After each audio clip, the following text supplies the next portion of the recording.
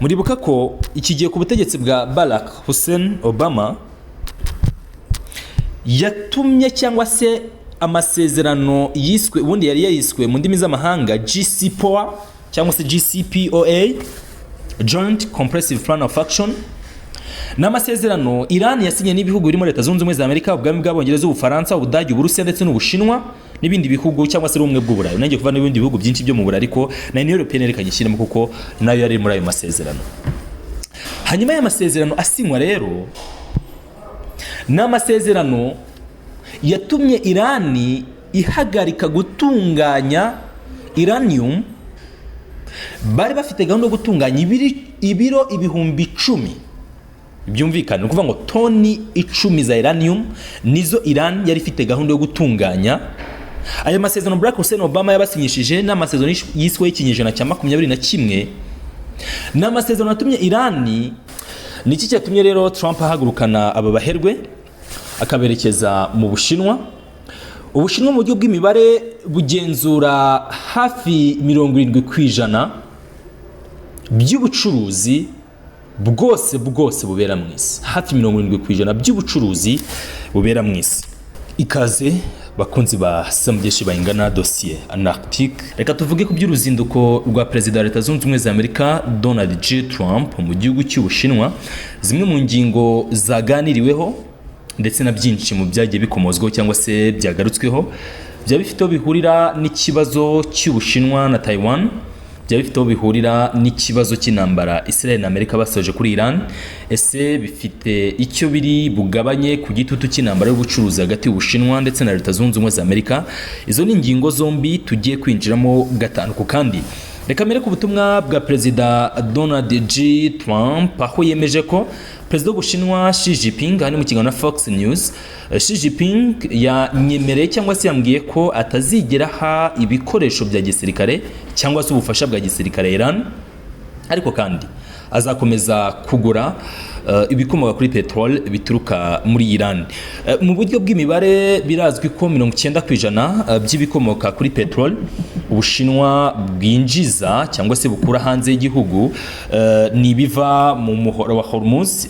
Byinshi muri byo biba byaturutse ku cyambu cyangwa se ku byambu bitandukanye bya Iran, habe ibiri mu kigobe cy'abaperse ndetse n'ibindi byambu biri hino hafi y'umuhora wa Hormuz aho Iran ikorera ubucuruzi mpuzamahanga. Ibi byose rero binajyanye n'ingingo y'uko Ubushinwa butashatse kwinjira cyane mu kibazo cy'intambara Amerika yatangije muri Iran, ariko Perezida Xi Jinping ashimangira ingingo y'uko Iran ikwiye uburenganzira bwose bushoboka nk'igihugu gisanzwe, nk'igihugu nyine cyemewe cyangwa se nk'igihugu gifite ubudahangarwa mu ngeri zose.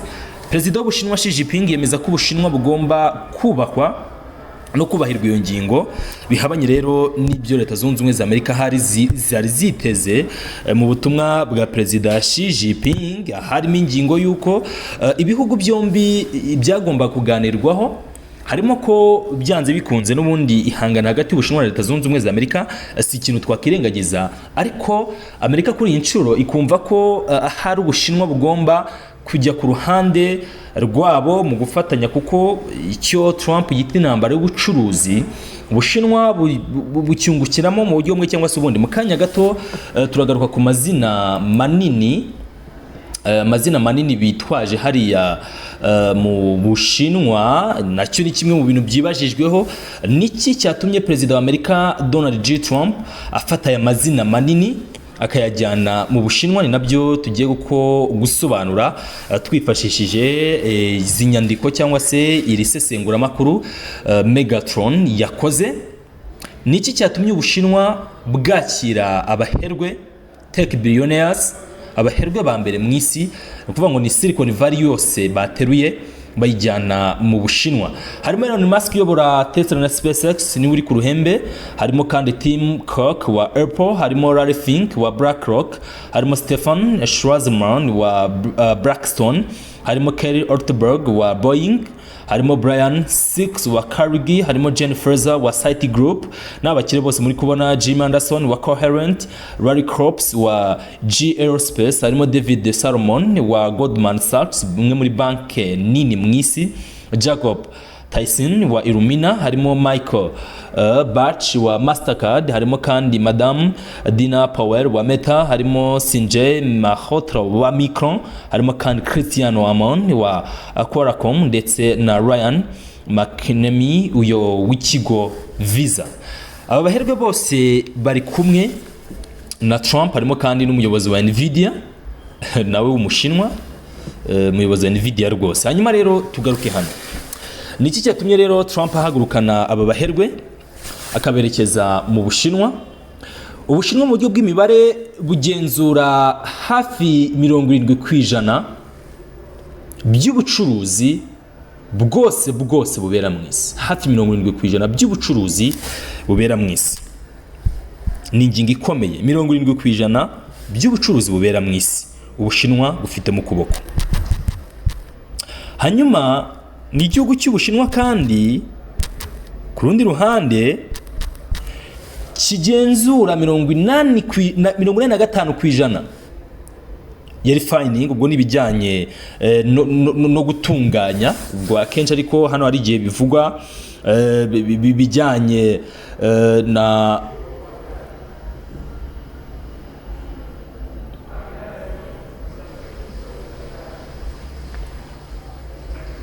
no kongerera agaciro, cyane cyane yituza refining aba ari kongerera agaciro wenda ibikomoka kuri petrol cyane, nibwo hazamo refining, gutunganya uyu mutungo kamere, ubwo zahabu, diyama n'ibindi bigiye bitandukanye. Ibigo by'Ubushinwa bigenzura hafi 85%. Hanyuma Ubushinwa bugenzura 90% bya rukuruzi permanent magnets. Hanyuma n'Ubushinwa kandi bufite cyangwa se bugenzura 99% by'ubyitwa terbium ndetse na dysprosium, ya namabuye yifashishwa mu bijyanye cyangwa se yego namabuye yifashishwa mu bijyanye na artificial intelligence, gukora devices zigiye zitandukanye. Hanyuma rero ngizi zitwa dysprosium ndetse na terbium zidahari, za ndege z'ibiratwa za Amerika za F-35 ntago zaba zikiriho. Hanyuma nibi byitwa bya izi za MR machines, ariko narava kuri F-35 functionality cyangwa se gukora kwazo mu by'ukuri birasaba aya mabuye 99% Ubushinwa bugenzura. Hanyuma MR machine abakora mu bijyanye n'ubuzima murabizi, ni za mashini zikoreshwa zisuzuma ariko imbere mu mubiri, nizo zitwa ubundi byitwa magnetic resonance imaging. Izi mashini nazo zirakenera izi terbium, hanyuma kandi n'ama iPhone ari buze gukenera izi minerals Abashinwa bagenzura ku bwinshi. Iyi mibare ubwayo mvuze isobanuye impamvu mu buryo butajya buvugwaho cyane Ubushinwa bukenewe ku ngano hejuru na Leta Zunze Ubumwe za Amerika.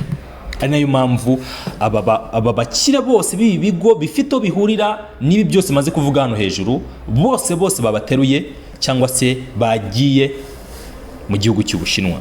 Ushobora kuvuga uti ibigo nka Nvidia mu bijyanye n'ubwenge buremano birahari, ariko se Huawei iyo urayishyiraho y'Abashinwa. Ushobora kuvuga ngo ibigo nka hari ibigo byitwa Qmeng Designs. Iki ni ikigo nacyo kiri gukora utu chips, dukoresho duto cyane dushyirwa tugenzura izi za mudasobwa, amatelefoni n'ibindi bikoresho byose bya electronique. Ikigo bita Qmeng cy'Abashinwa cyashoye imari nini mu gukora utu chips. Hari ibigo nka SMEE, ni ikigo cy'Abashinwa cyemeza ko kigiye gutangira gukora izi mashini. Ni ikigo bita SMEE cyemeje ko 2027 kizatangira gukora izi mashini. Ni imashini zigira uruhare mu gukora twadu chips, dukoresho nyine dutoya dukenerwa. Hanyuma ubundi bavuze EUV ni bivuze extreme ultraviolet lithography, no kuvuga ngo ni aya mamashini y'ikoranabuhanga ryo ku rwego rwo hejuru afasha mu gukora tuno duchips ndatwita ngo iki twa semiconductors cyangwa se tuno duchips reka nkoresha iyo terme yizwi cyane sindi kubona ikinyarwanda gikwiye kugira ngo dukoreshwe muri za mudasobwa amatelefoni n'ibindi kugira ngo bikore ibi byose nuko bikenera utu duchips. Hanyuma iki kigo cy'Abashinwa cyemeje ko muri uyu mwaka kigomba gutangira gukora amamashini. So bivuze ko Ubushinwa busa nkaho bwagose cyangwa se bufite isoko, binasobanura impamvu Leta Zunze Ubumwe za Amerika zahagurukanye n'aba bacuruzi bose. Amerika yahagurukanye n'aba bacuruzi bose batwita tech billionaires. Yo ni ingingo imwe. Hanyuma rero ahangaha ngaruke gato ku kibazo cya Taiwan. Ahangaha ubwo bari batembereye bayita Heaven Square, ni imwe mu nzu ndangamurage cyangwa se igaragaza iby'amateka y'Ubushinwa cyane. Aha rero umunyamakuru ati ibiganiro byagenze utinya kubahwa. Trump ati rwose byagenze neza kuko Ubushinwa buratangaje, China is awesome. Umunyamakuru ati se mwigize muvuga kuri Taiwan? Trump agyumaho nyakubahwa. Umunyamakuru arongera mwaba mwaganira kuri Taiwan? Trump ntacyo yamusubije, ubundi ahita agenda. Nyina ngamba amashusho muri kuyabona, kizama amajwi bayamyutinze, gusa ibyo bibazo yamubazaga hano. Mwavuze kuri Taiwan kubera ko Ubushinwa cyangwa se Leta Zunze Ubumwe za Amerika zizi ko red line hano ubundi hari ingingo zagombaga no kuvugwaho, reka ndebe ko ndibuze kuzibona hano. Ingingo enye nini zagomba kuvugwaho kubera ko Leta Zunze Ubumwe za Amerika zizi ko Ubushinwa kubyerekeye Taiwan ari ikintu batagombaga na gato kwibeshya Perezida Trump ngakora ikosa anyuranye n'ibyifuzo by'Abashinwa kuri Taiwan. Nubwo bidakwiye ko Leta Zunze Ubumwe za Amerika zigishyikira ibikorwa byose bya Taiwan ndetse bashaka kuyemeza nka leta yigenga, ariko barabizi ko Ubushinwa kuri Taiwan ari indi ngingo yihariye ukwayo. Nayo mpamvu Trump abazwa ibijyanye na Taiwan ntacyo yavuze. Perezida Xi Jinping nawe rwose mubona hano imyaka isa nk'iri gusatira, avuga ati bimbwira iki, aramureka baragenda. Cyane ko abakuru b'ibihugu bombi banagiranye ibiganiro nyine byihariye ukwabo. Binova ko ari ibiganiro nanone kandi dushobora kubonamo ishoramari rinini, kuko nyuma y'uko Ubushinwa Perezida Trump agiye hano mu Bushinwa, nahoze mbona ku isoko ry'imari ry'Amerika abashoramari bongeye kuryinjiramo ari benshi. Hacurujwe miliyaridi zisaga hafi 28 mu minota itarenze 10 bikimara kumenyekana ko mu byemejwe harimo amasezerano y'ubucuruzi hagati y'Ubushinwa na Leta Zunze Ubumwe za Amerika. Urumva ko ari ikintu kinini ku bijyanye n'ishoramari cyangwa se ku bijyanye n'ibyo Leta Zunze Ubumwe za Amerika zishobora kungukira muri iyi nama. Hanyuma rero reka ngaruke noneho ku kibazo cy'Ubushinwa, ngaruke ku kibazo cya Iran. Muribuka amasezerano ya 2015 yiswe Iranian Deal? Abayibuka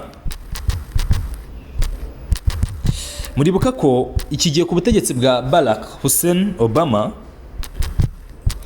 yatumye cyangwa se amasezerano yiswe ubundi yari yiswe mu ndimi z'amahanga JCPOA cyangwa se JCPOA, Joint Comprehensive Plan of Action. N'amasezerano Iran yasinye n'ibihugu birimo Leta Zunze Ubumwe za Amerika, ubwami bw'Abongereza, Ubufaransa, Ubudage, Uburusiya ndetse n'Ubushinwa n'ibindi bihugu cyangwa se ubumwe bw'Uburayi. Nanjye kuva n'ibindi bihugu byinshi byo mu Burayi, ariko na Union Européenne reka nyishyiramo kuko nayo yari muri ayo masezerano. Hanyuma y'amasezerano asinywa rero n'amasezerano yatumye Irani ihagarika gutunganya uranium. Bari bafite gahunda yo gutunganya ibiro ibihumbi 10. Byumvikana no kuvuga ngo toni 10 za uranium nizo Iran yari ifite gahunda yo gutunganya. Aya masezerano Barack Hussein Obama yabasinyishije n'amasezerano yiswe y'ikinyejana cya 21. N'amasezerano yatumye Iran ihagarika gutunganya ku rugero, no kuvuga ngo Obama yatumye nibura 97% bya uranium Iran yari butunganye ihagarara cyangwa se bahagarika iyo mishinga ku rugero rwa 97%. ibi Trump yabikoze nta misile n'imwe yarashwe ndetse n'umuhoro wa Hormuz utigeze ufungwa, ari nabyo byagarutsweho mu magambo ati we pulled it out without firing a missile. We got 97% of the enriched uranium out. There is no dispute that Iran worked and we didn't have to kill a whole bunch of people or shoot down the Strait of Hormuz. Ati ibi twabikoze nta misile n'imwe turashe kandi bitanatusabye ko dufunga ubunigo bwa Hormuz. Ibyo ngira gusobanura ko rimwe na rimwe diplomasi ivuga cyane kurusha intambara. Igihe muri aya masezerano Iran yasabye ibintu bikurikira. Iran yasabye ko ibihano byose by'ubukungu yashyiriweho bikurwaho, byarakozwe. Hanyuma Iran yongera gusaba ko za miliyari nyinshi z'umutungo we wafatiriwe zirekurwa, byarakozwe ku gice kimwe hagati ya 2015 na 2018 mbere y'uko Trump akora Amerika muri aya masezerano. Hanyuma kandi Iran yongeye kwinjira ku isoko ry'ubucuruzi rwose, ababyibuka murabyibuka, ibi byose byarakozwe. Hanyuma Iran ryo yasabwaga iki? Iran yemeye ko itazongera kurenza cyangwa se itazongera gutunganya uranium birenze ku rugero rwa 3.67 iki gihe ubugamije gukora amashanyarazi. Iran yemeye ko itazarengaho. Iran yahise yemera ibyo, ndetse iyo uranium iratwarwa ibihugu icyo gihe byagiwemo ndibuka b'igihugu cy'Uburusiya. Hanyuma Iran yanagabanyije ibyo nakita site nucléaire zabo za centrifuge zaragabanyijwe, murabyibuka ibyo byose. Hanyuma Iran yemere cya kigo cyitwa International Atomic Energy Agency kuza kugenzura, byarakozwe. Ndetse mu myaka kuri iki kigo cyagiye cyemeza ko Iran iri kubahiriza rwose ibikubiye mu masezerano. Hanyuma Iran yanemeye ko zimwe muri reactors zabo zazirahitwa RAK zigenzurwa, zikurwemo ubwo bushobozi bw'uko zarenza gukora uranium ku rugero rw'uko yakenerwa mu rwego rwa gisivili ngibyare intwaro kirimbuzi. Ibi nabyo byarakozwe, ababyibuka murabyibuka cyane, nabyo byarakozwe. Hanyuma rero 2018 isi tungurwe no kubona perezida wa Amerika Donald J. Trump aje akikura muri aya masezerano. Ibyahise bituma Iran nayo itangira gutunganya uranium nanone, ari nabyo bigejeje nyine ubu ngubu turi kubona, cyangwa se ari nabyo bitumye tugera ahangaha turi. Ibi byose ni ibisobanuro mu buryo bumwe cyangwa se ubundi ubushobozi nge navuga ko Iran yagiye ishimangira, ariko biturutse nanone ku gitutu cya Amerika na perezida Donald J. Trump. Nuko aya masezerano ahagaze. Hanyuma Trump mu kuvuga ibi ni nko gushaka gukina ku mubyimba, Obama kuvuga ibi no gukina ku mubyimba. Trump avuga ati ariko mu by'ukuri ntago intambara arizo zikemura ibibazo, ntago intambara arizo buri gihe zikwiye gushyirwamo ingufu n'imbaraga. Hari uburyo ibintu bikemurwa kandi bidasabye ko habaho ihangana cyangwa se gusenya no kwica abantu. Rasa nk'umukiro urupfu rwa Ayatollah Ali Khamenei, kandi ikikira ko diplomasi ari ikintu cyiza cyane. Hanyuma rero mu byaganiriweho ku bijyanye n'umuhoro wa Hormuz ntago byahawe umurongo ku buryo twakizera ko nta bitero Amerika izongera kugaba kuri Iran. Gusa Ubushinwa bwemeye ko butazongera gutanga cyangwa se butazaha Iran ibikoresho bya gisirikare, ariko nabwo bwemeza ko ubucuruzi butazahagara. Mu kiganiro cyabanje twagaragaje ukuntu amato y'Abashinwa arenga 10 yaciye muri umuhoro wa Hormuz, bigaragaza ko uruzinduko rwa Dr. Ragachi rwatanze umusaruro rwose uhagije hariya mu gihugu cy'Ubushinwa. Mamya ko ari ikintu cyiza kandi cy'ingenzi. Ubwo Trump nahe ho kugira ngo nawe yoroshye ibyizi ntambara n'ibitero biri gutegurwa, kuko unarebye Kongere ya Amerika iri kugorwa no gusobanura cyane imyitware yabo navuga idahwitse mu ntambara bari kwishoramo mu burasirazuba bwo hagati. Nibyo rero bikubiye muri aya masezerano, bimwe mu byo twabashije kumenya bikubiye muri aya masezerano. Ibindi byisumbuyeho twaza kubiganira mu zindi ngingo. Bifurije amahoro ndetse n'umugisha. Blessings over blessings.